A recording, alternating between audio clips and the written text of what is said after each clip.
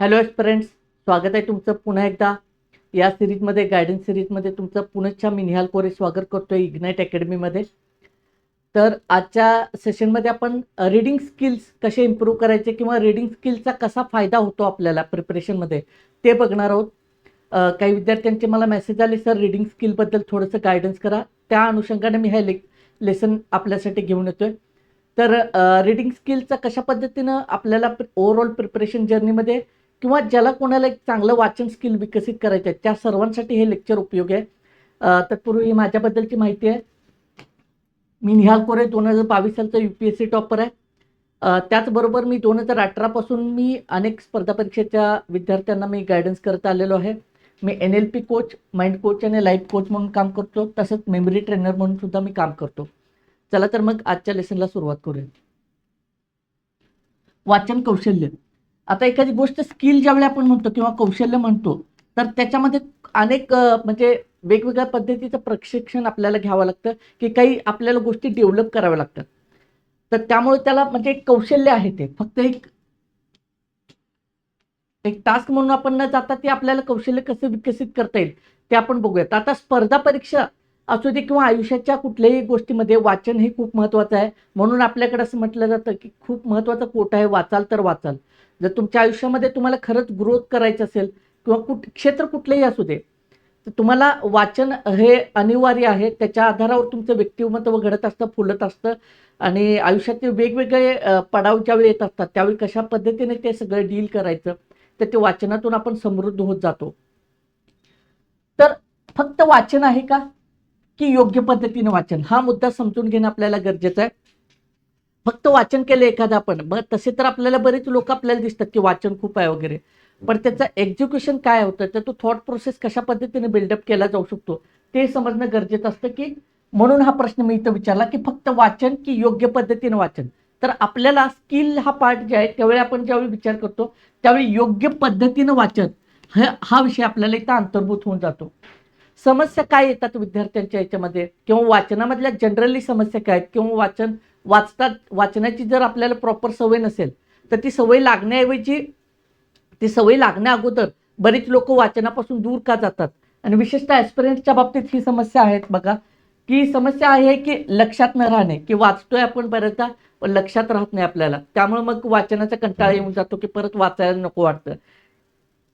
वेळ खूप लागतो, वेळ म्हणजे एखादी गोष्ट वाचायला खूप वेळ लागतो, की आपण मग पॅसिव्ह रिडिंग ज्यावेळी करतो त्यावेळी खूप वेळ लागून जातो वाचनाला, की आपण ठरवून टार्गेटेड पद्धतीने नाही वाचायला लागलो की आपल्याला मग वेळ लागतो. की मग बरंच एखादं पुस्तक असतं, सेल्फ हेल्पचं असू दे किंवा आणखी एखादी नॉवेल असू दे, तर ती तशीच पडून राहते. एक दोन पेजेस वाचले की परत गॅप पडून जातो. की मग आपण बऱ्याचदा ऐकतो बघा बऱ्याच लोकांच्याकडून की माझं हे पुस्तक आहे पण हे वाचायचंच राहिले, टाईमच नाही भेटत. ॲक्च्युली टाईम भेटत नाही असं नसतं, तर जो फ्लो जो आहे तो राहत नसतो. त्याची कारणं ही आहेत की कुठेतरी इंटरेस्ट नाही वाटत. मी कालच्या सेशनमध्ये ब्रेन रूल्स सांगितलेलं आहे, ते अप्लाय केले तर तुम्हाला त्या गोष्टी समजून जातील. वेळ खूप लागतो वाचायला आणि आकलन, ज्यावेळी आकलन होत नसते एखाद्या गोष्टीचं, आपण कॉम्प्रिहेंड करू शकत नसतो, तर त्यावेळी परत आपण वाचन टाळायला सुरुवात करतो. की बऱ्याचदा बघा इन जनरली काही लोकांना विद्यार्थ्यांच्या काही म्हणजे सणावळ्यांचा वगैरे उल्लेख असतो त्यावेळी कंटाळवाणा होऊन जातो, किंवा इकॉनॉमिक्समध्ये आकडेवारी असते, क्लिष्ट आकडेवारी, तर तिथं आपण ते तिथून तो टास्क किंवा सॉरी तो जो पर्टिक्युलर डेटा आहे तो बघून आपण वाचनापासून पळ काढण्याचा प्रयत्न करत असतो. इथं प्रॉब्लेम काय, वाचनाचा कंटाळा नाही, ती गोष्ट तुम्हाला आकलन होत नाहीये. तर हे न होण्याचं कारण काय इथं आहे बघा. वाचन की योग्य पद्धतीनं वाचन, जर तुम्ही योग्य पद्धतीनं वाचायला सुरुवात केलात तर तुम्हाला त्या सगळ्या गोष्टी मग परत. आणि वाचनाचं एक असं आहे बघा, एकदा का तुम्ही एक ही टास्क करून बघा की कुठलंही छोटं पुस्तक घ्या, 100-200 पानाच्या आसपासचं पुस्तक घ्या आणि ते कंप्लीट करून घ्या. ते कंप्लीट केल्यानंतर फुलफिलमेंटची कशी एक फिलिंग आहे बघा, ती तुम्हाला अधिकाधिक वाचनाकडे ओढत घेऊन जाते. म्हणजे याच्यामध्ये काय की फ्लोमध्ये यायला तुम्हाला थोडासा त्रास होतो. एकदा का तुम्हाला ती रुची लागली की परत मग तुम्ही परत परत नवनवीन पुस्तकांच्या शोधात लागतं, सुरू करता तुम्ही स्वतःला. आणि मग तो शोध थांबत नाहीये कुठं, की तुम्ही वेगवेगळ्या पद्धतीची वेगवेगळ्या विषयांची पुस्तकं वाचायला सुरुवात करतात. आपण जरी आपल्या अभ्यासाचे बोलत असलो तरी मी ओव्हरऑल एक वाचनाचं कसं असतं ते सांगतोय मी तुम्हाला. ठीक आहे. वाचन का महत्वाचे आहे, स्पर्धा परीक्षेच्या अनुषंगाने जर आपण विचार केला किंवा त्या दृष्टिकोनातून आपण विचार केलं तर वाचन म्हणजे काय आहे ते समजून घेऊयात, ते स्किल समजून घेऊयात. पण तत्पूर्वी स्पर्धा परीक्षेमध्ये काय अपेक्षित आपल्याला असतं की स्पर्धा परीक्षा करताना तुम्हाला काय कुठले पॅरामीटर्स पाहिजेत? ज्ञान, समज आणि विश्लेषण. ह्या 3 गोष्टीचा संगम ज्यावेळी होतो त्यावेळी तुम्ही एक रिअल ॲस्पिरंट बनता आणि तुमची ॲस्पिरंट टू ऑफिसर ही जर्नी सुरू होते. हे कुठल्याही फील्डला वापरायचं. तुम्ही एखाद्या बिझनेस सेटअप करत आहात तर तरी सुद्धा तुम्हाला ज्ञान लागेल, तुम्हाला त्या बिझनेसची समज लागेल आणि ती विश्लेषण करता यायला पाहिजे. आणखी कुठलेही घ्या, तुम्ही शेतकरी घ्या, तुम्हाला त्या शेतीचं ज्ञान पाहिजे, समज पाहिजे प्लस विश्लेषण घ्या. म्हणजे क्षेत्र कोणतेही असू दे. मग ही आपल्याला जी समज पाहिजे आपल्याला स्पर्धा परीक्षेमध्ये किंवा ऑफिसर होण्यासाठी किंवा आणखी कुठले बिझनेस किंवा आणखी कुठलेही तुमचे करिअर ऑप्शन्स असतील अकॅडमिक्समध्ये, तर त्याच्यासाठी तुम्हाला काय आहे, हे ज्ञान हा पॅरामीटर तुम्हाला मिळून कुठं? तर बघा, तुम्ही जे कॉलेजमध्ये शिकता किंवा इन जनरल जे शिकतात तिथं ज्ञानाची मर्यादा नाही आहे. तुम्हाला वाचावं लागेल, आवाका तुमचा ज्ञानाचा वाढवावा लागेल. त्याच्यासाठी वाचन हा बेस्ट, हाच एकमेव बेस्ट पर्याय आहे. त्याच्यानंतर तुमची समज येत जाते. लेट्स सी, इकॉनॉमीचा आपण लोकसंख्या हा टॉपिक घेतला की लोकसंख्या म्हणजे आपण फक्त काय करतो, कसं बघतो की वर बघतो, तसं नाही आहे. ते कशा पद्धतीनं आहे म्हणजे आपल्याला मग ते ह्युमन रिसोर्स कसा असतो, ठीक आहे, डेमोग्राफिक डिव्हिडंड आपण कसा अचीव्ह करू शकतो, ह्या सगळ्या गोष्टी तुम्हाला समजून घेणं गरजेचं आहे. ही समज येत जाते वाचनातून. त्यानंतर तुम्ही विश्लेषण करायला सुरुवात करता आणि मग ह्या तिन्हीचं ज्यावेळी कॉम्बिनेशन होतं त्यावेळी स्पर्धा परीक्षेसाठी जे लागतं ते आपल्यात गुण आहेत ते आपल्यामध्ये इम्प्लिमेंट व्हायला सुरुवात होतात. वाचन काय आहे बघा, मी हे सांगितलं. ह्या वाचनामध्ये नेमकं काय अभिप्रेत आहे याच्यामध्ये? पहिली गोष्ट, वाचनातून तुम्हाला माहिती मिळते. आता फक्त माहिती मिळण्यासाठी आपल्याला वाचायचं नाही, त्याच्या पुढचा टप्पा आहे तुम्हाला त्या जो काही डेटा असेल किंवा जी काय माहिती आहे त्याचं ज्ञानामध्ये रूपांतर करायचं. याचा अर्थ काय, तुम्हाला त्याची विचार प्रक्रिया करायची, विश्लेषण करायचे. मी मग सांगितलं ही समज येते आणि विश्लेषण येते. याच्या आधारावर तुमचा वाचनाचा पुढचा टप्पा खऱ्या अर्थानं सुरू होतो. अदरवाईज मग असंच वाचायला आहे की, पण त्याच्यातून आपण शिकतोय काय त्याचं विश्लेषण तुम्हाला करता यावं लागेल. जसे की तुम्ही एखादी कादंबरी वाचली तर त्या कादंबरीतून भले ती काल्पनिक विषयावरची असली तरी त्याच्यातून बोध काय घ्यायचा आहे आपल्याला, त्याचं विचार प्रक्रिया करणं गरजेचं ठरतं, त्याचं विश्लेषण करणं गरजेचं ठरतं. आणि this is example of real aspirant. ठीक आहे, तर माहिती आपल्याला मिळते, त्याच्या पुढचा टप्पा आपल्याला गाठायचे ज्ञान, त्याचं विश्लेषण करून त्याच्यातून वाचनातून आपल्याला अनेक संकल्पना समजायला सुरुवात करतात. जसं की इतिहास म्हणजे फक्त सणावळ्यांचा खेळ नाही आहे. इतिहास म्हणजे काय आहे, एक घटना आहे, त्या एका घटनेचा परिणाम दुसरा घटना आहे, त्याला रिॲक्शन म्हणून तिसरी घटना आहे. अशा पद्धतीचं ज्यावेळी तुम्हाला संकल्पना समजायला सुरुवात होते, म्हणजे आपण ब्रिटिश इंडिया आणि इंडियन मुवमेंट याच्यामध्ये जर आपण बघितलं, ब्रिटिशांचे जे काय ॲक्ट्स होते त्याला रिॲक्शन म्हणून इंडियन मुवमेंट होते, परत ब्रिटिशांची त्याला रिॲक्शन होते की काही त्यांनी एक नवीन कायदा आणला भारतीयांसाठी वगैरे. अशा पद्धतीचं हे अशा पद्धतीने तुम्हाला समजून घ्यावं लागेल. असं ॲक्टिव्ह रिडिंग पाहिजे आपल्याला. ठीक आहे, ह्या संकल्पना समजायला सुरुवात होतात. विश्लेषण क्षमता तुमची विकसित होते याच्यातून. आणि ही विश्लेषण क्षमता आपण म्हणतो की नाही ॲनालिसिस करायचं, आपण बऱ्याच ऐकतो बघा, तुम्ही वाचता त्याचं ॲनालिसिस केलं पाहिजे. बऱ्याच टॉपर्सकडून ऐकतो, आपले मेंटॉर्स असतात त्यांच्याकडून ऐकतो की तुझे ॲनालिटिकल ॲबिलिटी वाढली पाहिजे. मग विश्लेषणात्मक क्षमता आपल्याला ज्यावेळी वाढवायची असते तर ती कशी वाढते, तो बेस कसा बनत जातो, त्याचं एकमेव बेस आहे त्याचं म्हणजे तुम्ही वाचनातून तुमची व्होकॅब्युलरी वाढते. व्होकॅब्युलरीपासून वेगवेगळे विचाराचे डायमेन्शन्स ओपन होतात, वेगवेगळ्या गोष्टी तुम्हाला क्लिअर व्हायला सुरू होतात आणि त्याच्यातून एक थॉट प्रोसेस बिल्डअप व्हायला सुरू होते की तुम्ही स्वतः ॲनालिसिस करायला सुरुवात करता आणि त्याच्यातून ती ॲनालिटिकल ॲबिलिटी तुमची डेव्हलप होते. आता बऱ्याचदा आपण म्हणतो की लेखन कौशल्य सुधारले पाहिजे, लिहायला यायला पाहिजे, खूप लिहायचं आहे मला वगैरे. पण ते लिहिण्यासाठी तुमचा बेस काय? मराठीमध्ये एक म्हण आहे बघा, आडातच नसेल तर पोहऱ्यात कुठून येणार. ग्रामीण भागामध्ये म्हण म्हटले जाते. म्हणजे काय, जर आडातच नसेल, पोहरं म्हणजे काय, आडाच्या बाजूला एक छोटंसं पाणी घेण्यासाठी एक पोहरा असतो, त्याच्यातून ते ग्रामीण भागातले जे विद्यार्थी आहेत त्यांना समजून तिथून पाणी वर खेचता यायचं. मग जर पाणी मूळच्या आडामध्येच नसेल तर पोहऱ्यात येणार, तसा हा प्रकार आहे. जर तुमच्याकडे वाचनाचंच काही नसेल तर तुम्ही लिहिणार काय आहे, तुमच्याकडे कंटेंट कसा असेल लिहायला. म्हणून आता राज्यसेवा जी आहे ती UPSCच्या धर्तीवर झाले, रिटर्न पॅटर्न, बरेच आपलं रायटिंग प्रॅक्टिसचं वगैरे फॅड आलेलं आहे. सगळ्या गोष्टी बरोबर आहेत, जेन्युन आहेत, पण त्याच्या आधी जी अट काय आहे, तुम्हाला वाचावं लागेल, खूप सारे वाचावं लागेल. त्याच्यातून तुमची एक समज डेव्हलप होईल, एक क्षमता डेव्हलप होईल आणि त्याच्या आधारावर तुम्ही ते कंटेंट तुम्हाला सापडेल आणि तुम्ही लिहावं लागेल. म्हणजे ऑन दी स्पॉट एक वस्तुस्थिती समजून घ्या. तुम्ही कितीही तयारी केली की आयोगाचे असे काही तिथं हे असणार आहे, म्हणजे शॉकिंग ट्रेंड असतो आयोगाचा, की काही प्रश्न तुम्हाला तिथंच विचार करून लिहावे लागणार आहेत. हे कसं शक्य होईल? हेच शक्य होईल ज्यावेळी तुमच्याकडे पर्टिक्युलर कंटेंट असेल, पर्टिक्युलर डेटा असेल. मग हा डेटा जो आहे तो आपल्याला वाचनातूनच डेव्हलप करायचा. विचारशक्ती डेव्हलप होते तुमची.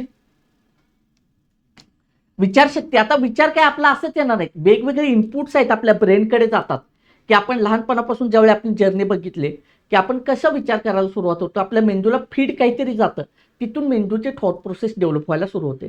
आणि प्रभावशाली सगळ्यात काय की आपण एन्व्हायरमेंट, बाहेरचे एन्व्हायरमेंट किंवा आपलं कल्चर कसं आहे त्याच्या माध्यमातून आपण बऱ्याच गोष्टी शिकत असतो. पण एका कालावधीनंतर ज्यावेळी तुमचा आवाका वाढवायचा आहे, आता समजा फॉर एक्झाम्पल लेट्स सी मला अमेरिकन लिटरेचर संदर्भात समजून घ्यायचं आहे. आता प्रत्येक वेळी मी अमेरिकन माणसांसोबत जाणार आहे का ते प्रत्येकाला शिक नाही. तर तुम्हाला तो आवाका समजून घ्यायचा असेल तर तुम्हाला अमेरिकन लिटरेचरचे वाचावं लागेल, त्याच्यामध्ये रुळावं लागेल. असे कुठलेही म्हणजे आता संत साहित्याचा अभ्यास करायचा असेल तर तुम्हाला ते संत साहित्य वाचलं पाहिजे, तर तुमची त्याच्याशी नाळ जोडली जाईल. अशा पद्धतीनं हे जे आहे की तुमची विचारशक्ती डेव्हलप व्हायला लागेल. आणि आपली थॉट प्रोसेस बघा जास्त डेव्हलप कधी होईल, ज्यावेळी तुम्ही वाचन ऍक्टिव्हली कराल आणि ते इम्प्लिमेंट करायला सुरुवात कराल. व्यक्तिमत्व सुधारणा ऑब्व्हियसली एक आपलं पर्सनॅलिटी डेव्हलपमेंट होत असते. आपण कशा पद्धतीत वाचतो. एक फार चांगलं मी वाचलं होतं एका ठिकाणी, तुम्ही ज्या 4 लोकांसोबत असता तसे तुम्ही 5वी व्यक्ती बनत असता. त्याच्यामध्ये ऍड करून थोडं मी आणखी ऍड करेन, तुमच्या कपाटामध्ये ज्या पद्धतीची पुस्तकं असतात त्या पद्धतीचे तुम्ही बनत असतात, त्या पद्धतीचे तुम्ही व्यक्तिमत्व बनत असता. ठीक आहे. त्यामुळे हे व्यक्तिमत्व सुधारणा हे जे आहे ह्याच्यामध्ये वाचनाचा खूप महत्वाचा रोल असतो. पुढे बघूयात. जनरली वाचण्यामधल्या चुका काय, आता हे मेन प्रॉब्लेम होता की मला 1-2 विद्यार्थ्यांनी मेसेज केलं की सर वाचनामध्ये खूप अडचणी येतात की एका लिमिट नंतर वाचतो. तर त्यांनी कालचं ब्रेन रूल्सचं लेक्चर बघावं आणि त्याला ह्या लेक्चर सपोर्टिंग म्हणून घ्यावं. याच्यातून तुम्हाला गोष्टी क्लिअर. पॅसिव्ह रिडिंग मगाशी मी सांगितलं की फक्त आपण वाचतो, फक्त एकाग्रतेचा पार्ट नसतो त्याच्यामध्ये, फक्त ते शब्दांवर आपली नजर जाते, शब्द ओळख आहे अशा पद्धतीने ते आपण वाचतो. तो डेटा जाणार नाही कधीच ब्रेनकडे. ब्रेनचा रूल आहे मी काल सांगितलं, use it or lose it. ब्रेनला समजावं लागेल की हे महत्वाचं आहे माझ्यासाठी, तेव्हाच ते तुमच्या ह्याच्यामध्ये ते आकलन होईल. आणि आकलन झालं तरच त्याला खऱ्या अर्थाने वाचन असं आपण म्हणू. ओव्हर हायलाइटिंग हे खूप, हा मुद्दा मला प्रकर्षाने स्पर्धा परीक्षेच्या विद्यार्थ्यांसाठी सांगायचं आहे की बऱ्याच विद्यार्थ्यांची मी पुस्तकं बघितली की red highlighter, yellow highlighter, green highlighter, सगळे पुस्तक मला पूर्ण पेजच हायलाइट केलेलं सर दिसतं. तर त्याच्यातून तुमचं ब्रेन ते कधीच ऍक्सेप्ट करणार नाहीये. ही मेथड बंद करा. मी सिरियसली सांगतो, ह्या मेथडचा काही उपयोग होणार नाही. तुम्हाला प्रत्येकच महत्वाचं वाटत असेल तर ब्रेन ते अडॉप्ट करणार नाही. ब्रेनला समजेल की अरे आपल्याला मूर्ख बनवतोय. ब्रेन ते कधीच इन्फॉर्मेशन ग्रॅब करणार नाही.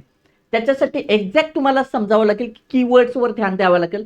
आणि ते कीवर्ड्स लक्षात ठेवले की त्याच्या अवतीभोवतीचा डेटा ब्रेन ऑटोमॅटिक कॅच करतो. उदाहरणार्थ एक उदाहरण देतो. टेबलवर ग्लास पडून राहिला आहे, हे असं एक उदाहरण देतो. आता तुम्हाला टेबल आणि ग्लास ह्या 2 गोष्टी ठेवल्या की बाकी पडून राहिलाय हे तुमच्या आपसूक लक्षात राहतं. ह्या कीवर्ड्सवर तुम्हाला ह्या सोप्या ही सिरीज मी घेईन नक्की तुम्हाला, म्हणजे वाचन कौशल्य म्हणजे एक्झॅक्टली त्याचा तुम्हाला खूप खूप एफर्ट्स. आता कालचं लेक्चर तर आहे ना, तुमच्या 50% एफर्ट्समध्ये तुमचं म्हणजे 5-6 तासाच्या अभ्यासामध्ये तुम्ही 10 तासाचं अचिव्हमेंट करू शकता. तुम्ही कालचं लेक्चर सिरियसली बघा ब्रेन रूल्सचं. ठीक आहे. मग याच्यामध्ये काय कीवर्ड्स काय, टेबलवर ग्लास, बस दॅट्स इट. पडून राहिला आहे तसंच ठेवून दिला आहे. ह्या लँग्वेजला फारसं हे नाही याच्यामध्ये. इथं तुम्हाला कंटेंट काय आहे, टेबलवर ग्लास आहे हे, म्हणजे हे साधं वाक्य मी तयार केलं आणि ते तुम्हाला सांगितलं.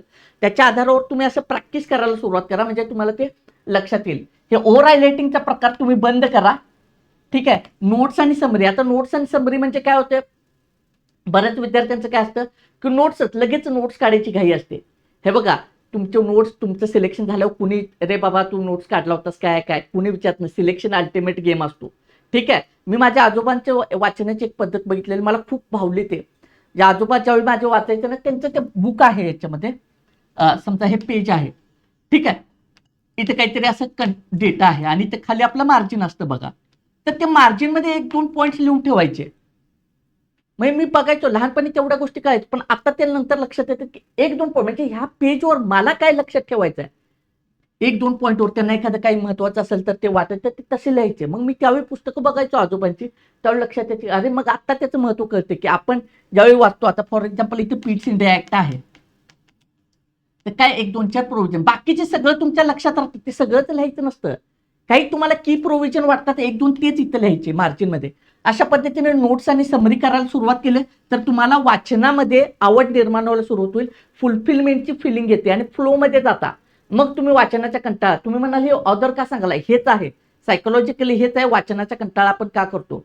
हे बघा, म्हणजे आपल्याला त्याच्यातून आउटपुट मिळत नाही असं वाटत असेल तर आपण तिथून लांब पळायला सुरुवात होतो. आकलनच होत नसेल तर ते आपण पुस्तक ठेवून देतो. ठीक आहे ना. म्हणून हे आकलन करण्यासाठी काय करावं लागेल, ती कशी स्किल डेव्हलप करायची आहे त्याच्यावर आपण बोलतोय. रिव्हिजनचा अभाव. आता रिव्हिजन म्हणजे की मी रिव्हिजनचा काल फॉर्म्युला सांगितलेलाच आहे. रिव्हिजन म्हणजे असं नाही की परत ते पुस्तक काढलं आणि परत, तसं नाही आहे. किमान तुम्ही त्या गोष्टीवर विचार केला पाहिजे. म्हणजे फॉर एक्झाम्पल मी आज एक पुस्तक वाचलं दिवसभरात, संध्याकाळीच्या वेळी किंवा कधीही मला वेळ असेल त्यावेळी परत ते पुस्तक उघडून मी परत सगळा डेटा नाही बघायचं. मला फक्त एवढंच काम करायचं की मी काय वाचलं, मला काय समजलं. अजिबात घाबरून जायचं नाही. त्यावेळी बऱ्याचदा असं होतं की मला आठवत नाहीये, त्याच्याशी काही देणं घेणं नाही. ज्यावेळी तुम्ही तसा विचार देता मेंदूला की मी काय वाचलं, त्यावेळी मेंदूला समजायला सुरुवात होते की हे आज दिवसभरात जे काय वाचले ना ते काहीतरी महत्वाचं आहे. ब्रेन तो इन्फॉर्मेशन 12-24 तासांनी लूज करणार असतो, तो लूज करत नाही, काहीतरी तो रिटेन करायला सुरुवात करतो. मग ज्यावेळी तुम्हाला योग्य वेळी तो डेटा सुप्त अवस्थेतला असतो तो तुम्हाला वापरायला येतो, त्या नेमक्या वेळी तो आठवला जातो. ठीक आहे. Random sources. आता ही सोर्सेस संदर्भात स्पर्धा परीक्षेच्या बाबतीत काय, आता हिस्ट्रीच्या एखाद्या मी विषयाची तयारी करायला सुरुवात केली. लेट्स सी, मी बिपिनचंद्र वाचायला सुरुवात केली. मी लायब्ररीत बसलो, माझ्या बाजूचा पण एखादा विद्यार्थी किंवा माझा मित्रमैत्रीण तो स्पेक्ट्रम वाचायला लागलेला आहे किंवा आणखी कुठलं तरी हिस्ट्रीचं पुस्तक आहे ते वाचायला लागलेलं आहे. मग माझ्या डोक्यात पाल चुकायला सुरू होते की अरे ह्यातलं वाचायला पाहिजे काय. म्हणजे मी सुरुवात केली माझा सोर्स घेऊन, पण आणि परत मी हे केलं रँडम. म्हणजे असं नाही की कुठलाही सोर्स, एक सोर्स आहे त्याच्यावर रिलाय घेऊन आपण त्याच्यातले प्रॉपर पहिलं ते कंप्लीट करतो का. त्याच्यानंतर तुम्हाला वाटलं की नाही ह्याच्यामध्ये काय मला व्हॅल्यू ॲडिशन करायचं आहे किंवा ह्या सगळ्या गोष्टी आपण नंतर बघता येतील किंवा मलाही समजेना झालंय किंवा समजत नसेल तर ते सुरुवातीला तो सोर्स चेंज केलं. पण रँडम असं इन्फ्लुएन्स होऊन आपण चेंज करतो किंवा कुठलेही रँडम सोर्सेस वापरतो, त्यानं घातक होतो किंवा आणि आपण वाचनाच्या सवयीपासून लांब. म्हणजे समजा मला एखादा सायकोलॉजीचा क्लिष्ट टॉपिक आहे, म्हणजे इतरांसाठी सांगतोय, आणि किंवा इकॉनॉमिक्स मला समजून घ्यायचं आहे आणि अगदीच मी हार्वर्ड आणि केम्ब्रिजचे सोर्सेस चाळायला लागलो की नाही मला हाय लेवलचंच इकॉनॉमिक्स शिकायचं आहे. तसं नाही, तुम्हाला ते एक टप्पे आहेत, प्रत्येक विषयाचे एक तुम्हाला त्या टप्प्यानुसारच समजून घ्यावं लागेल. तो विषय समजणं सगळ्यात महत्त्वाचं आहे. सोर्सेस कुठले त्याच्यापेक्षा ते मला किती कळतं त्याच्यातलं. फॉर एक्झाम्पल आपण हा टॉपिक घेतला की मॉनिटरी पॉलिसी. मॉनिटरी पॉलिसी मला कुठल्या पुस्तकातून सोप्या भाषेने समजेल आणि त्याचे सर्व डायमेन्शन्स, बरं का, नाही तर उगाच डेफिनेशन समजले आणि अर्धवट ज्ञान त्याच्यात नाही, सर्व डायमेन्शन त्या टॉपिकचे मला कशातून समजतील तो सोर्स आपण फॉलो केला पाहिजे. ठीक आहे. सगळ्यात महत्वाचे मोस्ट इफेक्टिव्ह मेथड, माझ्याकडे मेमरी ट्रेनिंगला जे काही क्लायंट्स येतात त्यांच्यासाठी मी हेच सांगतो की मोस्ट इफेक्टिव्ह मेथड आहे SQ3R मेथड आहे याच्यामध्ये. ठीक आहे. बरीच लोक ही मेथड वापरतात, ते प्रसिद्ध वाचन पद्धत आहे. ह्या मेथड्समध्ये काय आहे बघा, SQ3R. ठीक आहे. एस म्हणजे काय, सर्वे करायचं आपल्याला. म्हणजे फॉर एक्झाम्पल माझ्या हातात एक पुस्तक आहे, एक मिनिट, कुठलंही पुस्तक आहे समजा, तर नको पुस्तक घ्यायला, मी तुम्हाला नंतर डेमो देईन. माझ्या हातात एक पुस्तक मी घेतलं आणि त्याच्यामध्ये मला स्कीम करायचं आहे. म्हणजे मी इंडेक्स बघेन, मला जे जे पाहिजे आहे त्या विषयाचं. फॉर एक्झाम्पल कादंबरी सुद्धा तुमचा इंटरेस्ट असेल किंवा काय, ते कादंबरी मी घेतली समजा एखादी, त्या कादंबरीची इंडेक्स बघेन किंवा आणखी काय, तर त्याच्यातून मला ब्रेनला एक ओळख जाते की ह्याच्यातून मला काय ह्याच्यातून मला ह्या वाचनातून मला काय मिळणार आहे, हे एक आपल्याला समजून जाते. ठीक आहे. मग त्याला स्कीमिंग मेथड म्हटलं जाते. हे पहिल्यांदा करायचं. कुठलंही पुस्तक असू दे तुमचं, इकॉनॉमी घ्या, हिस्ट्री, कुठलंही पुस्तक ज्यावेळी आपण वाचायचं म्हणतो ना त्यावेळी स्कीमिंग करायचं पहिल्यांदा. एखादा मॅगझिन का असं ना तर स्कीम करायचं पहिल्यांदा. स्कीम केल्यानंतर ब्रेनला क्रिएट कट सिग्नल जातो की ह्याच्यातून मला काय मिळणार आहे. मग ब्रेन त्याच्यातून एरियाज तयार करायला सुरुवात करतो. त्याच्यानंतर एक क्वेश्चन विचारायचा आहे. क्वेश्चन म्हणजे काय लगेच त्या ह्याच्यावर मला काय प्रश्न येईल तसं नाही आहे. क्वेश्चन विचारते मला ह्याच्यातून काय अभिप्रेत आहे, ह्या आर्टिकलमध्ये काय असेल साधारणतः, हा प्रश्न विचारला की मेंदूला समजायला सुरुवात होते की काहीतरी महत्वाचं आहे. मग मेंदू काय करतो, वाचताना तो थोडा अटेन्शन, मग काय सांगितलं ना, active reading, passive reading. Passively read करतो, पण क्वेश्चन विचारल्यानंतर मेंदू काय करतो, ऍक्टिव्ह रिडिंगमध्ये येतो. ऍक्टिव्हली त्या गोष्टी ग्रॅब करायला सुरुवात करतो. ठीक आहे. एखादा तुम्ही मॅगझिन ओपन केलं आणि इंडिया चायना रिलेशन संदर्भातलं एक मॅगझिन आहे. मग तुम्ही पहिल्यांदा प्रश्न विचारला की त्या आर्टिकल आहे, तर त्याच्यामध्ये तुम्ही प्रश्न विचारला की याच्यातून मला काय मिळेल, रिलेशनशिपचे कसे आहेत, व्यापार तूट किंवा काय, हे असे ज्यावेळी तुम्ही क्वेश्चनिंग करता त्यावेळी ते अटेन्शन देऊनच ब्रेन वाचतो, म्हणजे ऍक्टिव्ह रिडिंगमध्ये आपला मेंदू शिफ्ट होतो. हा फायदा आहे क्वेश्चनिंगचा. ठीक आहे. त्याच्यामधला पहिला आर आहे रीड. मग ऍक्च्युअली सुरुवात करणं. मग आता रीड म्हणजे फक्त वाचन नाही, मी मग सांगितलं की ते आकलन करून घ्यायला सुरुवात होते. ह्या टप्प्यानंतर इथं ऑटोमॅटिक आपण ऍक्टिव्ह रिडिंगमध्ये येतो. त्याच्यानंतर काय रिसाईट करायचं, स्वतःला सांगायचं आहे की हा ही इन्फॉर्मेशन आहे, आणि याच्यातून मग ते एक स्वसंवाद आहे. मी कालच्या लेक्चरला सांगितलं, मेंदूशी स्वसंवाद साधायचा आहे. त्याच्यातून तुम्हाला गोष्टी क्लिअर व्हायला सुरू होतात. मग काही कुणाला काही डाऊट्स असतील वगैरे ते नोट डाऊन करून घेणं, मग ते डाऊट्स सॉल्व्ह करणं, ह्या सगळ्या गोष्टी आपण त्याच्यात करू शकतो. आणि त्याच्यामध्ये रिव्ह्यू आहे, म्हणजे काय रिव्हिजन करायचे आपण. रिव्हिजन म्हणजे काय, रिव्हिजनचं मी काल सांगितलं, रिव्हिजनचा फॉर्म्युला पण सांगितलं. पण समजा प्रत्येक ठिकाणी तेच फॉर्म्युला, आता एक छोटा आर्टिकल आहे तिथं तुम्हाला तर हा रिव्हिजन फॉर्म्युला वापरायची गरज नाही, म्हणजे फॉर्म्युला नाही वापरायची. पण तुम्ही काय करू शकता, रिव्हिजन म्हणजे काय, ह्या आर्टिकलमधून मला काय मिळालं हा प्रश्न विचारायचा, किंवा मी जे वाचलं ते रिमाइंड करण्याचा प्रयत्न करायचा. मेंदूला समजतं दिस इज इम्पॉर्टंट. मी सांगितलं ब्रेनचा रूल काय, परत एकदा सांगतो, use it or lose it. जी इन्फॉर्मेशन तुम्हाला, मग मेंदूला कळून जातं की ही युजफुल आहे, त्यामुळे ते आपल्याला लूज नाही करायचं. ठीक आहे.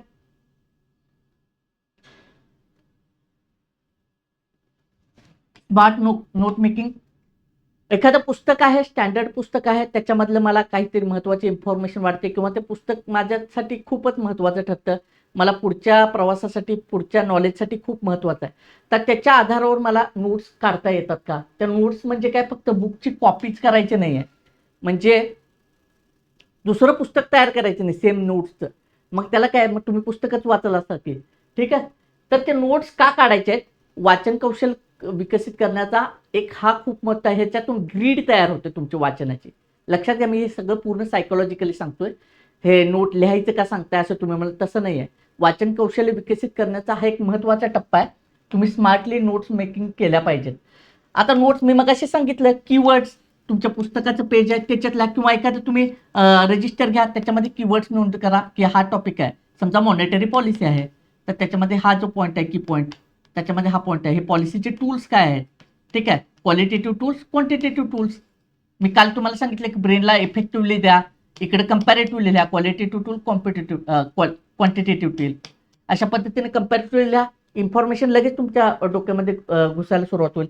फ्लो चार्ट करा, मी जसं सांगितलं हा चार्ट करा, फ्लो चार्ट करा, किंवा वाचल्यानंतर साधारण मी कसं सांगितलं काल सांगितलेलं तुम्हाला फ्लो चार्ट कसं. डायग्राम्स नसतील तर बनवा तुम्ही, प्रत्येक विषयाचे डायग्राम बनवणार नाही, पण तुमच्या मेंदूला अनुषंगाने तुम्ही डायग्राम बनवू शकता. जसे की समजा प्रेसिडेंट आहे, प्रेसिडेंट काय, कॉन्स्टिट्यूशनल हेड आहे, पीएम आहे, रिअल हेड आहे. ही डायग्रामच आहे ना एक प्रकारची, तुम्ही बनवा, मेंदूला तुमच्या समजू देत. ह्याच्यातून तुमचं वाचनाचा आवाका, म्हणजे वाचन इफेक्टिव्ह व्हायला सुरुवात होईल.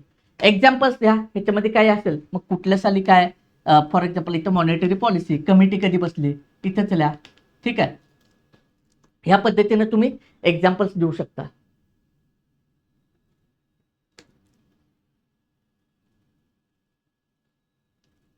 रिव्हिजन सायकल सांगितलं 3, 1, 3, 7, 15, 30. मी काल सांगितलेलं आहे, हे रिव्हिजन सायकलवर आज काय बोलत नाही, पण रिव्हिजन सायकल्स ठेवला की आता हे प्रत्येक ठिकाणी गरजेचं आहे. नॉवेल वाचत असेल तर रिव्हिजन सायकल ठेवायची काही गरज नाही आहे. त्याच्यात तुम्ही पहिल्या ज्या टिप्स सांगितल्या त्याच तुम्ही घ्यायच्या, पण त्याच्यात तुम्हाला असं वाटतं की काहीतरी डेटा आहे. फॉर एक्झाम्पल अशा काही नॉवेल असतात, ॲडव्हेंचरस नॉवेल वगैरे, त्याच्यातून तुम्हाला काही सायंटिफिक डेटा मिळत असतो, किंवा आणखी काही सायकोलॉजिकल डेटा वगैरे मिळत असतो, तर तो डेटा तुम्ही रिमाइंड करण्याचा प्रयत्न करायचा, जेणेकरून आपल्याला इतर ह्याला फायदा होतो. हे बघा, वाचन म्हणजे असं नाही की फक्त तुम्ही स्पर्धा परीक्षेची जी पुस्तकं आहेत तीच वाचेल, नाही. चोखंदळ वाचन तुम्हाला केलं पाहिजे. इतर वेगवेगळे मॅगझिन्स असतील, इतर काही पुस्तकं असतील, सेल्फ हेल्पची बुक्स असतील, हे तुम्हाला वाचावेच लागतील. का सांगितलं वाचन का, ते पहिल्या स्लाइडमध्ये बघितलं. तुमचं व्यक्तिमत्वापासून तुमचं विचारधारा कशी डेव्हलप होईल हे वाचनावर डिपेंड असतं, म्हणून आपल्याला वाचायचं. वाचाल तर वाचाल. ठीक आहे. एक आहे याच्यामध्ये न्यूजपेपर कसं रीड करायचा, हाऊ टू रीड न्यूजपेपर. हे एक सेपरेट लेसनच मी घेईन तुमचं उद्या, की न्यूजपेपरमध्ये कशा पद्धतीने काय करता येईल किंवा बघू किंवा नेक्स्ट कधी तर, कारण पहिल्यांदा आपली ही सिरीज चालू राहते गायडन्स सिरीज. मग त्याच्यामध्ये एक लेक्चर जे आहे ते हाऊ टू रीड न्यूजपेपर आपण घेऊयात. ठीक आहे, हाऊ टू रीड NCERTs वगैरे अशा पद्धतीने घेऊन, पण वाचनाचे मूलभूत कौशल्य कशी विकसित करायचे आणि त्याचा कसा फायदा होईल. आणि आपला जे काय सगळ्यात महत्त्वाचं काय आहे बघा, तुम्ही असंच वाचत राहिलं तर तुम्हाला यश मिळणार नाही, काहीतरी वेगळं करावं लागेल. काहीतरी वेगळं करणंच म्हणजे आपला रिझल्ट येणार आहे. ट्रॅडिशनल मॉब जो करतोय तसं आपण जगत राहिलो तर आपल्याला यश मिळणार नाही. आपल्याला वेगळं काहीतरी करावं लागेल, वेगळ्या पद्धतीने काहीतरी करावं लागेल, स्वतःची काहीतरी वेगळी क्वालिटी दाखवायला लागेल, तेव्हा तुमचा रिझल्ट होईल. आणि त्या अनुषंगानेच मी हा लेक्चर घेतलेला आहे. ह्याच्यातून तुम्हाला जरूर फायदा होईल.